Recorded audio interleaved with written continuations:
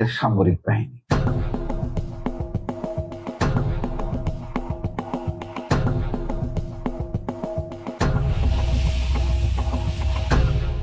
ইরানের সামরিক বাহিনী সক্ষমতা নিঃসন্দেহে ইসরায়েল এবং আমেরিকার সমান না। তাদের সাথে শক্তির পার্থক্য আছে অবশ্যই, কিন্তু ইরান এই অবস্থার মধ্যেও তারা কিভাবে আক্রমণ করতে হয় সেটা দেখে রীতিমতো তারা হতবাক হচ্ছে।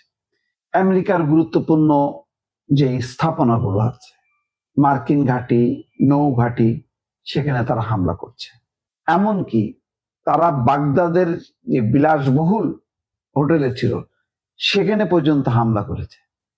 তার মানে হচ্ছে আমেরিকার সমস্ত জায়গাগুলোতে তাদের এখন বিচরণ, সমস্ত তাদের গোপন স্থানগুলো, মধ্যপ্রাচ্যের গোপন স্থানগুলো এখন তাদের হাতের মুঠোয়।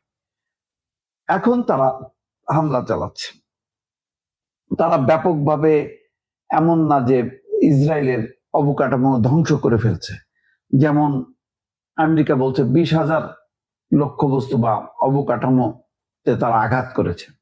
ইরান সেটা করতে পারেনি, কিন্তু ইরান খুব বেছে বেছে একেবারে তার প্রতিরক্ষা ব্যবস্থাগুলো, যেমন ইন্টারসেপ্টর বা বিমান প্রতিরক্ষা ব্যবস্থাগুলো, যেগুলো মার্কিন সেনা এবং সম্পদ রক্ষায় ব্যবহার হয়ে থাকে, সেই দুর্বল জায়গাগুলোতে, গুরুত্বপূর্ণ জায়গাগুলোতে আঘাত হানছে।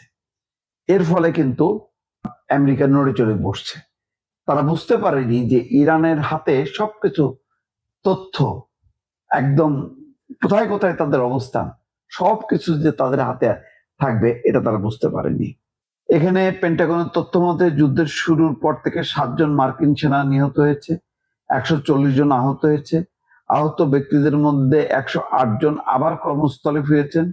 অন্যদিকে ইরান সরকার দাবি অনুযায়ী তার দেশে 1300 মানুষ নিহত হয়েছে, যাদের প্রায় সবাই বেসামরিক নাগরিক। মধ্যপ্রাচ্য জুড়ে ইরানের পাল্টা হামলায় নিহত হয়েছে অন্তত 30 জন। গত বছরের 12 দিনের সংঘাতে যুক্তরাষ্ট্র এবং ইসরায়েলের বিমান প্রতিরক্ষা সরঞ্জামের ভান্ডারে বড় ধরনের টান পড়েছিল। একটি প্রতিবেদন অনুযায়ী সে সময় যুক্তরাষ্ট্র তাদের মোট 3rd ইন্টারসেপ্টর ক্ষেপণাস্ত্রের 20 থেকে 50% ব্যবহার করে ফেলেছিল।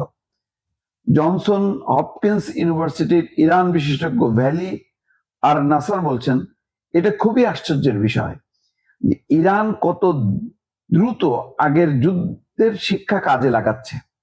তারা বুঝে গেছে তাদের প্রতিরক্ষার সক্ষমতা বা ইন্টারসেপ্টর ক্ষেপণাস্ত্রের সীমাবদ্ধতা কোথায়।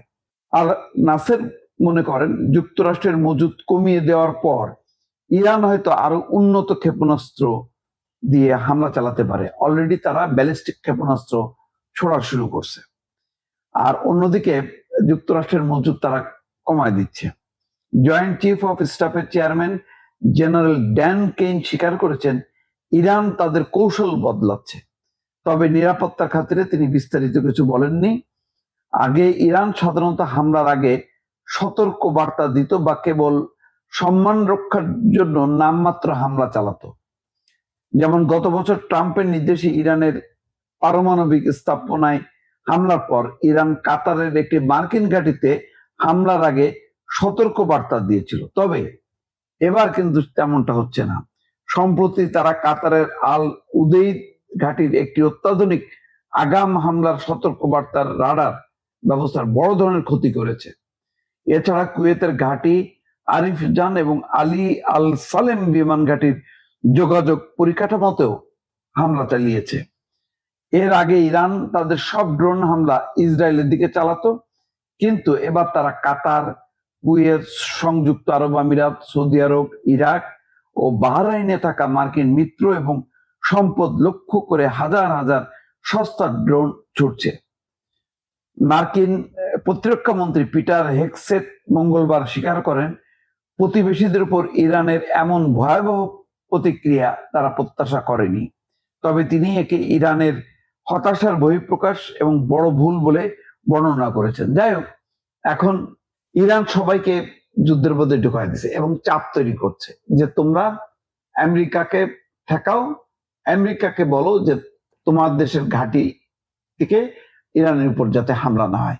এই জন্য ইরানের পররাষ্ট্রমন্ত্রী বলছে যে ইরান প্রতিবেশীদের উপর হামলা চালাবে না যদি আক্রান্ত না হয়, অর্থাৎ ইরান যদি আক্রান্ত হয় ইরান কাউকে ছাড়বে না। এটা হলো সোজা কথা। ফলে যুদ্ধ একটা নতুন পর্যায়ে চলে গেছে এবং ইরানের হামলাগুলো এখন অনেকটা গেরিলা কায়দায়।